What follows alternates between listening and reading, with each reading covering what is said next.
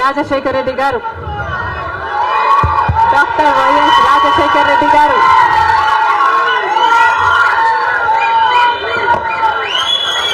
రెండు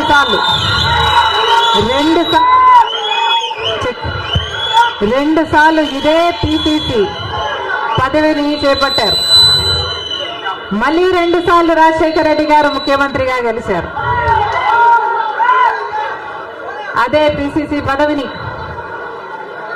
అంతటి బాధ్యతని రాజశేఖర రెడ్డి బిడ్డను నమ్మి వైఎస్ షర్మిలకు కాంగ్రెస్ పార్టీ, సోనియా గాంధీ గారు, రాహుల్ గాంధీ గారు, ఖార్గే గారు, కాంగ్రెస్ పార్టీ పెద్దలందరూ నన్ను నమ్మి ఈ బాధ్యతనివ్వడం రాజశేఖర రెడ్డి బిడ్డకు గర్వకారణం.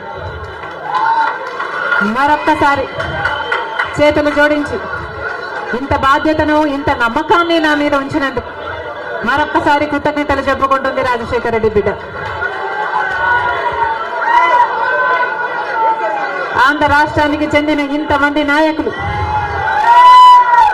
ఆంధ్ర రాష్ట్రానికి చెందిన ఇంతమంది కాంగ్రెస్ నాయకులు, కాంగ్రెస్ నమ్మకస్తులు,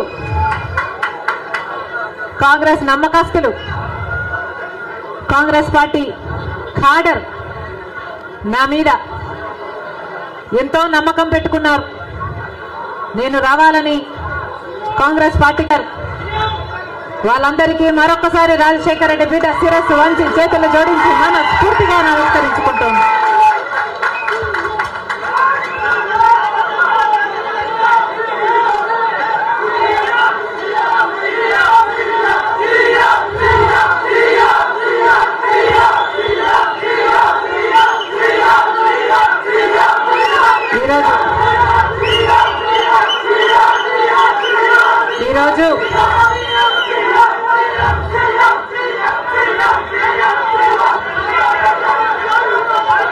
ఈరోజు ఒక్కసారి మీకు తెలియని విషయం కాదు, మీడియాకు తెలియని విషయం కాదు, ప్రజలకు తెలియని విషయం కాదు. కానీ గత 5 సంవత్సరాలుగా ఆంధ్ర రాష్ట్రంలో యువజన, శ్రామిక, రైతు కాంగ్రెస్ పార్టీ అధికారంలో ఉంది.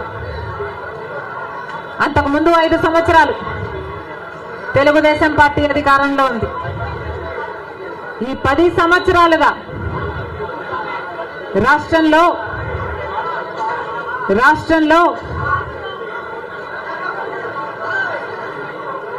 అభివృద్ధి జరిగిందా అంటే ఏమిటి సమాధానం?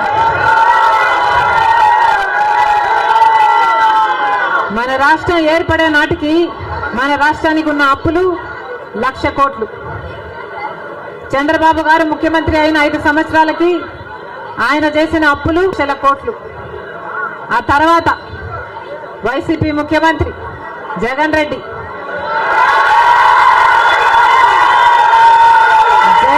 గారు చేసిన అప్పులు 3,00,000 కోట్లకు పైన. మొత్తంగా ఈరోజు అప్పులు 6,500,000 కోట్లు. రాష్ట్రానికి చెందిన అప్పులు, కార్పొరేషన్లకు చెందిన లోన్లు, చెల్లించాల్సినవన్నీ కలుపుకుంటే 10,00,000 కోట్ల అప్పుల భారం ఆంధ్ర రాష్ట్రం మీద ఉంది. మరి ఇంత అప్పులు చేశారే, ఇన్ని డబ్బులు తెచ్చారే, మరి రాష్ట్రంలో ఏదైనా అభివృద్ధి జరిగిందా అని భూతద్దం పెట్టి చూసినా ఎక్కడా కనిపించదు. రాజధాని ఉందా? రాజధాని కట్టగలిగారా? రాజధాని కట్టడానికి డబ్బులు లేవు. కనీసం ఒక మెట్రో అయినా ఉందా? ఆంధ్ర రాష్ట్రంలో ఒక్క మెట్రో అయినా ఉందా? విజయవాడలో కనీసం ఒక్క మెట్రో అయినా ఉందా? ఎక్కడా లేదు, కనిపించదు. 10 సంవత్సరాలలో కనీసం 10 కొత్త పెద్ద పరిశ్రమలైనా వచ్చినాయా? రాలేదు. పరిశ్రమలు వస్తే మన బిడ్డలకు ఉద్యోగాలు వచ్చేవి.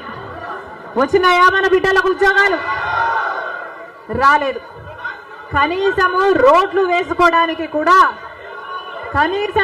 వేసుకోవడానికి కూడా డబ్బులు లేవు ఆంధ్ర రాష్ట్రంలో.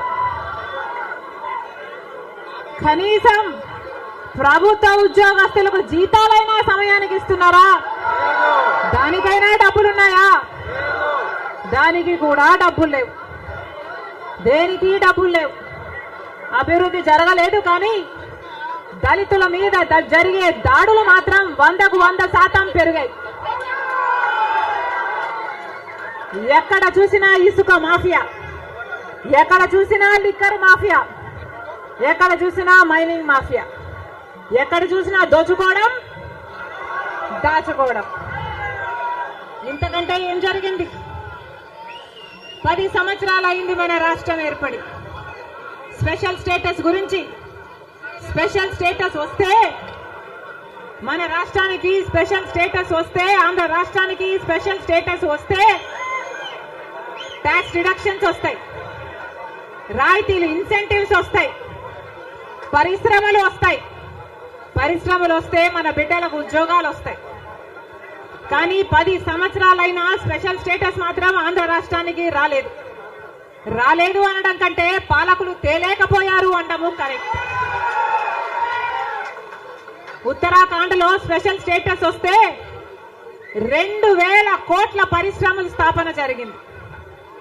దాంతో ఉద్యోగ అవకాశాలు 500% పెరిగాయి. హిమాచల్ ప్రదేశ్ లో స్పెషల్ స్టేటస్ వాళ్ళకి ఇస్తే 10,000 పరిశ్రమల స్థాపన జరిగాయి. మరి మనకుందా స్పెషల్ స్టేటస్? ఎందుకు లేదు స్పెషల్ స్టేటస్? ఎందుకంటే పాలకులు స్పెషల్ స్టేటస్ తేవడంలో విఫలమయ్యారు, వాళ్లకు చేత కాలేదు కాబట్టి.